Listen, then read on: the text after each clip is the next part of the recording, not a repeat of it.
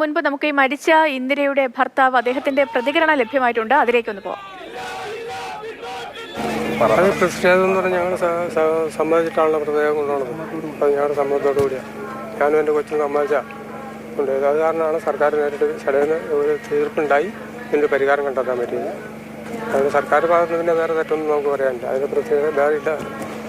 അല്ല, ആ പ്രതിഷേധം ഇന്നലെ അവിടെ പ്രതിഷേധിച്ചു. ഇനിയിപ്പോൾ അതിന് വേണ്ടിയിട്ട് നമ്മളതിന് വേറെ ഒരു മുൻകൈയെടുത്ത് മുന്നോട്ട് പോകണില്ല.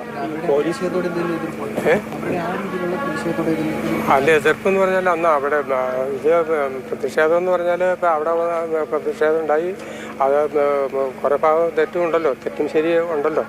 പോലീസ് മൃതദേഹത്തോട് അനാദരവ് കാണിച്ചു എന്നുള്ളൊരു ആരോപണം അതൊന്നും ഞാൻ എന്താണെങ്കിലും വല്ലാത്തൊരു സംഭവമായി പോയി ഈ കഴിഞ്ഞ ദിവസങ്ങളിലൊക്കെ നടന്നത്. കാരണം ഇതിപ്പോ ഇന്നോ ഇന്നലെയോ നടക്കുന്ന, അല്ലെങ്കിൽ ഒന്നോ രണ്ടോ സംഭവമല്ല, എത്രയായല്ലേ. ഞാൻ പറഞ്ഞതുപോലെ നേരത്തെ 2 മാസത്തിനുള്ളിൽ 5 പേരാണ് ഈ ഒരു പ്രദേശത്ത് മാത്രം കാട്ടാനയുടെ ആക്രമണത്തെ തുടർന്ന് മരിച്ചത്.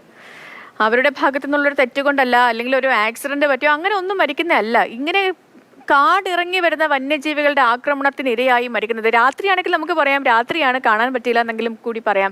രാവിലെ പുലർച്ചെ ഒരു 8:30 മണിക്ക് നടക്കുന്ന ഒരു സംഭവമാണ്. സ്വന്തം വീട്ടുമുറ്റത്ത് നിൽക്കുന്ന ഒരു സ്ത്രീയെ ഒരു കാട്ടാനയൊക്കെ അതിക്രമിച്ച് കൊല്ലുക എന്ന് പറഞ്ഞത് എവിടെയാണ് നമ്മുടെ സുരക്ഷ എന്നുള്ളൊരു ചോദ്യം കൂടി ബാക്കിയാവുകയാണ്.